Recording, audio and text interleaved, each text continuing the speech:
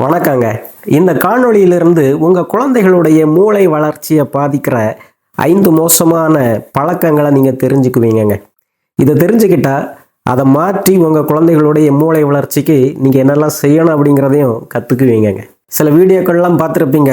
குழந்தைகளின் மூளை வளர்ச்சியை ஊக்கப்படுத்துகிற உணவுகள் என்னென்ன, இப்படி நல்ல உணவுகளை கொடுப்பீங்க, நல்ல பள்ளிக்கூடத்தில் சேர்த்துருப்பீங்க. ஆனால் இந்த 5 விஷயங்களும் நீங்கள் கவனிக்காமல் விட்டீங்கன்னு சொன்னால் ஓட்டப்பானையில் தண்ணியை ஊற்றுறதுக்கு சமமாகி போகுங்க. அதுவும் 5 வயசுக்கு கீழே உள்ள குழந்தைகள் பெற்றோராக நீங்கள் இருந்தீங்கன்னு சொன்னால் இந்த காணொலியை கண்டிப்பாக நீங்கள் பார்த்தே ஆகணுங்க. ஏன்னா குழந்தை 5 வயசுக்கு முன்னாலேயே மூளையினுடைய வளர்ச்சியினுடைய 90% அடைஞ்சிருதுங்க. அது சைஸில் மட்டுமல்ல, சைஸ்லேயும் 90%, அது மட்டுமல்ல கெப்பாசிட்டியிலும், கற்றுக்கிற புரிஞ்சுக்கிற கெப்பாசிட்டிலையும் ஒரு குழந்தை 90% வளர்ச்சியை 5 வயசுக்கு முன்னாலேயே பெற்றுக்குதுங்க. ஆக இது எவ்வளவு முக்கியம் அப்படிங்கிறத நீங்கள் புரிஞ்சுக்கணுங்க. முதல்ல உங்கள் குழந்தைகளுக்கு நீங்கள் அவாய்ட் பண்ண வேண்டியது எக்ஸசிவ் ஸ்க்ரீன் டைம்ங்க. அதிகமான திரை நேரம். குழந்தைகளை, அதுவும் 5 வயசுக்கு கீழே உள்ள குழந்தைகளை ரொம்ப நேரம் தொலைக்காட்சி முன்னாலேயோ அல்லது செல்ஃபோன் முன்னாலேயோ நீங்கள் உட்கார வச்சிங்கன்னு சொன்னால் குழந்தைகளது மூளை வளர்ச்சி அது வெகுவாக பாதிக்கங்க. அதுவும் இன்னைக்கு வர்ற கார்ட்டூன் நிகழ்ச்சிகள் அல்லது பல வீடியோக்கள் ரொம்ப ஃபாஸ்ட் மூவிங்காக இருக்குது. அந்த ஃப்ரேம்ஸ் ரொம்ப ஃபாஸ்ட்டாக மூவ் ஆகிட்டு இருக்குது. குழந்தைகளால் புரிஞ்சுக்கவும் முடியாது, எதுவும் கற்றுக்கவும் முடியாது. ஆக இந்த ஸ்க்ரீன் டைமை ரொம்ப குறைச்சிக்கிட்டு நீங்கள் செய்ய வேண்டியது, குழந்தை பக்கத்தில் உட்கார்ந்து புத்தகங்களை பயன்படுத்தி நீங்கள் கற்றுக் கொடுக்கறது தாங்க நல்லது. குழந்தைகள் உங்களோடும் பிறரோடும் பேசுகிற நேரத்தை இந்த எக்ஸசிவான அந்த ஸ்க்ரீன் டைம் எடுத்துருதுங்க. குழந்தைகள் அடுத்தவங்கள்ட்ட எவ்வளவு அதிகமாக பேசுகிறாங்களோ அவ்வளவுக்கு கற்றுக்குறாங்கங்க. அதனால் குழந்தைகள்கிட்ட அதிகமாக பேசுங்க, பக்கத்தில் உட்காந்து கற்றுக் கொடுங்க. அதுதான் உங்கள் குழந்தைகளுடைய மூளையை ரொம்ப வேகமாக வளர செய்யுங்க. நான் பல வீடியோக்களில் உங்களுக்கு சொல்லி தந்திருக்கிறேன். இந்த ஃபாஸ்ட் மூவிங் ஸ்க்ரீன்களை பார்க்குற குழந்தைகளுக்கு கவனத்தை ஒரு பாடத்தில் குவிக்க முடியாது, கற்றலில் மிகப்பெரிய தொய்வு வரும் அப்படி சொல்லியிருக்கிறேன். அது மட்டுமல்ல, நீங்கள் குழந்தைக்கு பார்த்து சொல்லி கொடுக்குற நல்ல பழக்கங்களை எல்லாம் தொலைக்காட்சியில் வர தொடர்களாக இருக்கலாம், திரைப்படங்களாக இருக்கலாம், திருடிடுங்க. நீங்கள் கோபப்படாத, பொறுமையாக இரு, பாசமாக இரு அப்படி சொல்லுவீங்க. ஆனால் திரைப்படத்தில் ஒரு குழந்தை என்னத்தை பார்க்குது? பெத்த அம்மா அப்பாவையே கேவலமாக பேசுகிற ஒரு கதாநாயகன், குடிக்கிற ஒரு கதாநாயகன், பெண்களை மோசமாக சீன்ற ஒரு கதாநாயகன், அடிதடிக்கு போகிற ஒரு கதாநாயகன். ஆக இந்த வயசில் உங்கள் குழந்தைக்கு நீங்கள் கற்றுக் கொடுக்குற பண்புகளும் திரையில் அது பார்க்குற பண்புகளும் முரண்பாடாக இருக்கிறதுனால குழந்தைக்கு அது மிகப்பெரிய குழப்பத்தை கொடுத்துருவாங்க. ஆக குறிப்பாக 5 வயசுக்கு கீழே உள்ள குழந்தைகளுக்கு ஸ்க்ரீன் டைமை எந்த அளவுக்கு கம்மி பண்ணிக்கிட்டு நீங்கள் இன்வால்வ் ஆகி கற்றுக் கொடுக்க முடியும், குழந்தையோட அதிகமாக பேச முடியும், குழந்தைய வெளியே கூட்டிகிட்டு போய் அதிகமான இடங்களை காட்ட முடியும், அதிகமாக எக்ஸ்ப்ளோர் பண்ண விட முடியும் அப்படிங்கிறத மட்டும் கவனிங்க. குழந்தையுடைய மூளை கண்டிப்பாக நல்லபடியாக டெவலப் ஆகும். ரெண்டாவதாக பார்த்தீங்கன்னா, நம்ம குழந்தைகளது மூளையை வெகுவாக பாதிக்கிற ஒரு மோசமான பழக்கம் தூக்க குறைபாடுங்க. குழந்தைகளை பெரியவங்க போலவே நடத்துகிறாங்க. பெரியவங்க நம்ம பிந்தி தூங்க போகிறது போலவே குழந்தைகளும் 10-11 மணிக்கு தூங்க போகிற ஒரு வழக்கத்தை உருவாக்கி வச்சிருக்கிறோம்.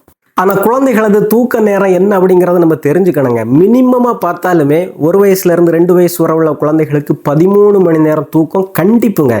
அதோட அவங்க பள்ளிக்கூடத்துக்கு போகிற பருவத்தில் ஒரு 3 வயசுலேருந்து 5 வயசு வரைக்கும் குழந்தைகளுக்கு கண்டிப்பாக 11 மணி நேரம் தூக்கம் வேணுங்க.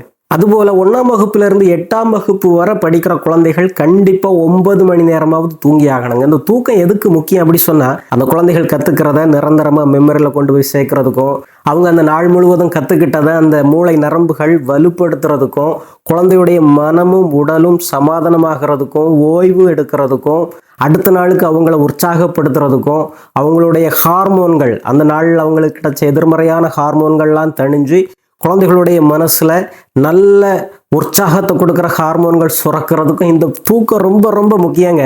குழந்தையுடைய தூக்கத்தை நம்ம அவாய்ட் பண்ணிட்டோம் அப்படி சொன்னால், கம்மி பண்ணிட்டோம்னு சொன்னால், இது எல்லாமே தலைகளாக போயிடாங்க. குழந்தைகளுடைய கற்றல் நடக்காது, குழந்தையால் கான்சென்ட்ரேட் பண்ண முடியாது, குழந்தைகளது எதிர்மறையான ஹார்மோன்கள் அதிகமாக உடம்புல சுரக்க ஆரம்பிச்சிருக்கும்.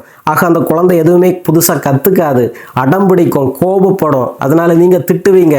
இந்த மாதிரி அந்த நாளும் மோசமாகி போகும், குழந்தைகளுடைய கற்றலும் மோசமாகி போகும். ஆக உங்கள் குடும்பத்தில் உங்கள் குழந்தைகளை நேரமே தூங்க வைக்கிறதுக்கு என்னென்ன மாற்றங்களை நீங்கள் செய்ய முடியுமோ அதை சீக்கிரமே செய்துருங்க. 3வது, நம்ம குழந்தைகளது மூளை வளர்ச்சியை வெகுவாக பாதிக்கிற ஒரு செயல் உடல் இயக்கங்கள் குறைவாகிறது.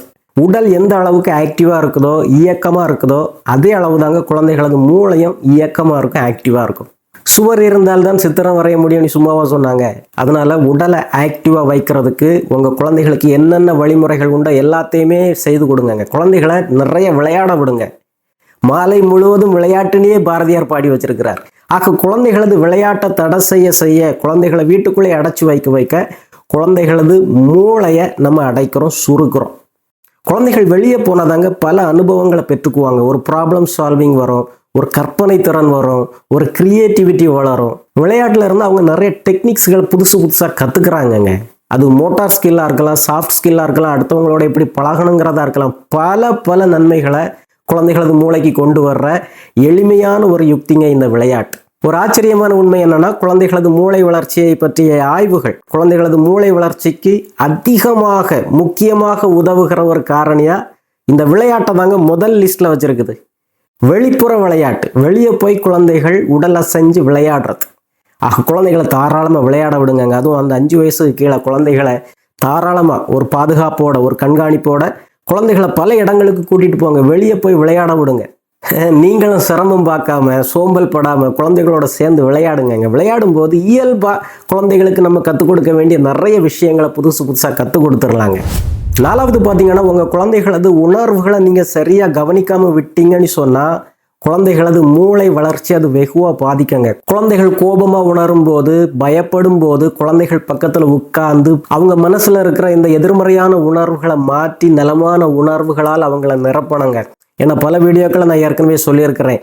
பயம், கோபம் அப்படிங்கிற எதிர்மறையான உணர்வுகள் குழந்தைகள்கிட்ட வரும்போது அது அந்த எதிர்மறையான ஹார்மோன்களை உடம்பு முழுவதும் சுரக்க வச்சிடுது, மூளை பிளாக் ஆயிடுதுங்க.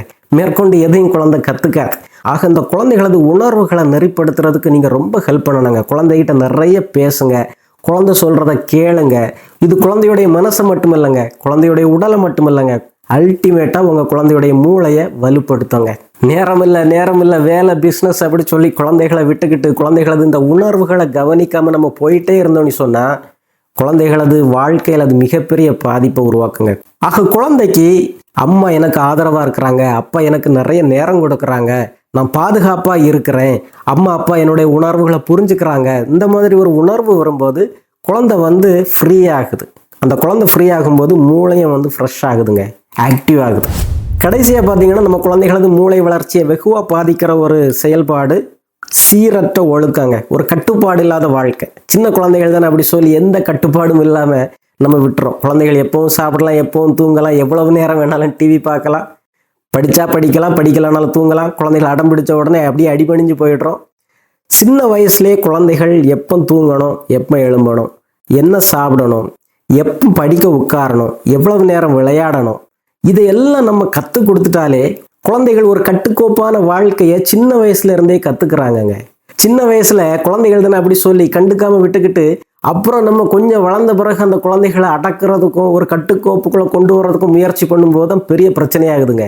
ஆக குழந்தைகள் சின்ன வயசுல இருந்தே அந்த குழந்தைகள் புரிஞ்சுக்கிற வகையில் எதை செய்யணும், எதை செய்யக்கூடாது, எந்த நேரம் எதை செய்யணும் அப்படிங்கிற அடிப்படையான சில கால அட்டவணைகளை, சில ஒழுக்கங்களை கற்றுக் கொடுத்துட்டீங்கனாலே அந்த குழந்தைகளது மூளை வளர்ச்சி ரொம்ப அபாரமாக இருக்குங்க. ஒரு ஒழுக்கமும் கட்டுப்பாடும் இருந்தால் தானங்க உட்கார்ந்து ஒரு குழந்தை படிக்க தொடங்கும். ஆக குழந்தைகளுக்கு பாதுகாப்பான மகிழ்ச்சியான ஒரு சூழலை கொடுக்க விரும்புனீங்கன்னு சொன்னால் சின்ன வயசுலேயே இந்த ஒழுக்கத்தையும் ஒரு கால கட்டுப்பாடையும் ஒரு கால அட்டவணையையும் கற்றுக் கொடுக்கறது ரொம்ப முக்கியங்க.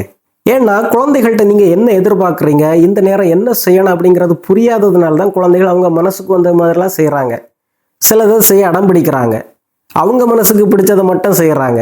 அப்போ உங்களுக்கு கோபம் வருது, அடிக்கிறீங்க, திட்டுறீங்க. குழந்தை எதிர்மறை உணர்வால் நிரப்பப்படுது. மேற்கொண்டு கத்தலை நடக்க போகிறதில்ல, திருத்தலை நடக்க போகிறதில்ல. குழந்தைகளது மூளை செயல்பட முடியாத அளவுக்கு பிளாக் ஆகிடுதுங்க. ஆக சின்ன வயசுல இருந்தே குழந்தைகளுக்கு உங்களது எதிர்பார்ப்புகளை தெளிவாக சொல்லி கொடுத்துருங்க. நம்ம வீட்டில் நீ இதெல்லாம் செய்யலாம், இதெல்லாம் கண்டிப்பாக நீ செய்யக்கூடாது. அதுபோல் நேரத்தை ப்ரெடிக்ட் பண்ணுறதுக்கும் சொல்லிக் கொடுங்க. இந்தந்த நேரம் என்ன செய்யணும், காலையில் இத்தனை மணிக்கு எழும்பணும், இப்போ சாப்பிடணும், இவ்வளவு நேரம் நீங்கள் உட்காந்து படிக்கணும், இந்த நேரம் நீங்கள் விளையாடணும். இந்த மாதிரி ஒரு ப்ரெடிக்டபிளாக ஒரு நாளில் நான் என்னென்னலாம் செய்வேன், எப்போ செய்வேன் அப்படிங்கிறதையும் குழந்தையை கற்றுக் கொடுத்துருணுங்க. ஆக அன்பான பெற்றோரை, உங்கள் குழந்தைகளது மூளையை ஓட்டப்பானையாக மாத்திர 5 பண்புகளை சொல்லிட்டேன். இந்த 5 பண்புகளையும் கவனமாக நீங்கள் அவாய்ட் பண்ணிட்டீங்கன்னு சொன்னாலே உங்கள் குழந்தைகளுடைய மூளை வளர்ச்சி அபாரமாக இருக்கும். குழந்தைகள் நிச்சயமாக ஒரு சாதனையாளராக நல்ல மனிதர்களாக வளர்கிறதுக்கு மிகப்பெரிய உறுதுணையாக இருக்கும். மீண்டும் ஒரு நல்ல வீடியோவிலே சந்திப்போம். நன்றி.